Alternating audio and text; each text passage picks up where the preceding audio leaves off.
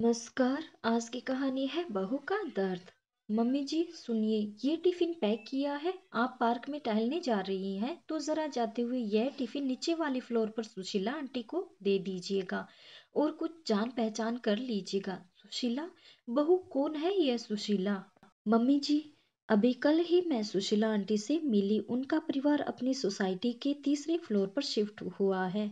अच्छा बहू, तुम सही कह रही हो। ये लोग नए नए आए हैं, उनकी मदद के साथ साथ पड़ोसियों से थोड़ी जान पहचान भी हो जाएगी। यह कहकर सिया की सास माधवी जी टिफिन लेकर सीढ़ियां उतर गई। माधवी जी ने सुशीला जी के घर की डोर बेल बजाई। अंदर से सुशीला जी दरवाजा खोलने आई और माधवी जी को देखकर नमस्कार किया। माधवी जी ने जान पहचान बढ़ाने के उद्देश्य से अपना परिचय दिया और कहा, हम ऊपर वाले फ्लोर पर रहते हैं। मेरी बहू सिया कल आपसे मिली थी। उसने ही यह आपके लिए खाना भेजा है और शिफ्टिंग के दौरान आपको कुछ मदद चाहिए तो आप बेझिझक हमसे कह सकती हैं। दोनों ही पड़ोसने एक दूसरे से मिलकर बहुत खुश हुई। दोनों की बहुएं अपने कामों में व्यस्त रहती, परंतु माधवी जी और सुशीला जी प्रतिदिन मिलती और आपस में खूब बातें करती। कुछ ही समय में दोनों बहुत अच्छी सहेली बन चुकी थी। दोनों सहेलियां उम्र के इस पड़ाव पर थी कि घर की जिम्मेदारियों का बोझ भी नहीं था, इसलिए उनका अधिकतर समय भजन कीर्तन पूजा पाठ में बीत जाता था। एक बार माधवी जी सुशीला जी के यहाँ गई तो उन्हें महसूस हुआ कि आज उनकी सहेली बहुत उदास थी। पूछने पर उन्होंने बताया कि काम ना करने के लिए उनकी बहू नव्या उन्हें ताने मारती है। उनकी बात सुनकर माधवी जी को बहुत दुख पहुंचा, परंतु दूसरों के घर के मामले में वह क्या ही कर सकती थी। वह बुझे मन से घर वापस आ गई और अपनी बहू सिया से उनके घर का सब हाल कह सुनाया। एक बार जो घर की बात बाहर गई तो अब तो यह रोज की बात हो गई। दोनों सहेलियां एक साथ उठती बैठती और सुशीला जी के घर की हर दिन की कहानी माधवी जी अपनी बहू सिया को सुनाती।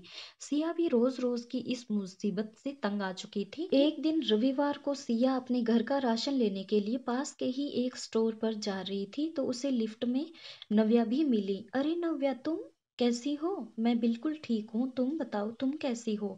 नहीं नहीं, सब ठीक ही है। नहीं नहीं, क्या कोई बात है? जब मुझे पहले तुम मिलती थी तो इतनी उदास नहीं दिखती थी, परंतु आज मुझे तुम कुछ उदास जान पड़ रही हो। अगर तुम्हें कोई परेशानी है तो तुम मुझसे शेयर कर सकती हो। अब सिया की बारी थी। उसने कहा, अच्छा नव्या, एक बात बताओ, तुम्हारी सास का व्यवहार तुम्हारे प्रति कैसा है? ऐसा क्यों पूछ रही हो सिया? मेरी सास तो माँ जैसी है। मुझे उनसे कोई परेशानी ही नहीं है। बस कल मेरी बड़ी ननंद की डिलीवरी के लिए मम्मी जी इंदौर जा रही हैं। सोच रही हूँ मम्मी जी इतनी बड़ी जिम्मेदारी कैसे निभा पाएंगी। सिया अपने कानों पर विश्वास ना कर पा रही थी। इधर सिया की सासू माँ तो रोज एक नई नई ही कहानी सुना रही थी। आज एक बार फिर माधवी जी सिया से बोली, देखो यह नव्या कितनी सीधी सादी लगती है। इस बुढ़ापे में अपनी बूढ़ी सास से काम कराते हुए भला शर्म नहीं आती उसे? सिया को यह सुनकर अच्छा ना लगा था। अगर आपने ही घर में सास कभी कोई छोटा मोटा काम कर लेती है तो इसमें हर्ज ही क्या है? नव्या से ज्यादा मिलना तो कभी नहीं हुआ। हाँ, एक दो बार कभी लिफ्ट में आते जाते उससे मुलाकात हो जाया करती थी। अगले दिन रविवार था। हमेशा की तरह सिया को आज भी पास वाले मार्ट से हफ्ते भर का राशन लेने जाना था। जैसे ही घर से निकली तो सीढ़ियों में नव्या भी मिल गई। हेलो नव्या, कैसी हो तुम और कहाँ रहती हो? कभी दिखाई ही नहीं देती। मैं ठीक हूँ सिया। बस सिया क्या बताऊँ तुम्हें, बस ऑफिस और घर के कामों में ही समय व्यतीत हो जाता है। बिल्कुल अपने लिए भी समय नहीं निकाल पाती हूँ। बात करने के दौरान सिया का ध्यान नव्या के हाथों पर चला गया। उसके दोनों हाथों की उंगलियां बहुत सूजी हुई थी। सिया ने पूछा, नव्या तुम्हारे हाथों में इतनी सूजन क्यों है?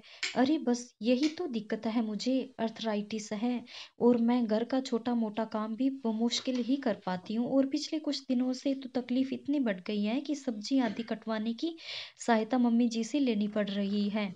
नव्या की बात सुनकर मैं दंग रह गई थी। जब सुशीला जी अपनी बेटी की डिलीवरी के लिए उसकी मदद करने उसके घर भी जा सकती है, परंतु अपने ही घर में रहकर अपनी बहू की मदद करने में उन्हें बुरा लगता है। सुशीला जी का असली चेहरा सिया की आंखों के सामने था।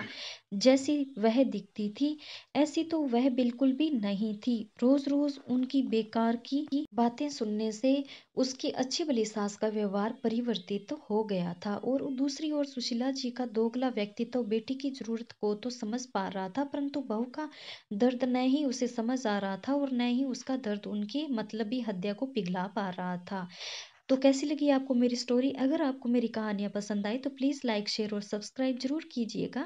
ये कहानी पूजा मनोज अग्रवाल जी द्वारा लिखी गई है। Thanks for watching.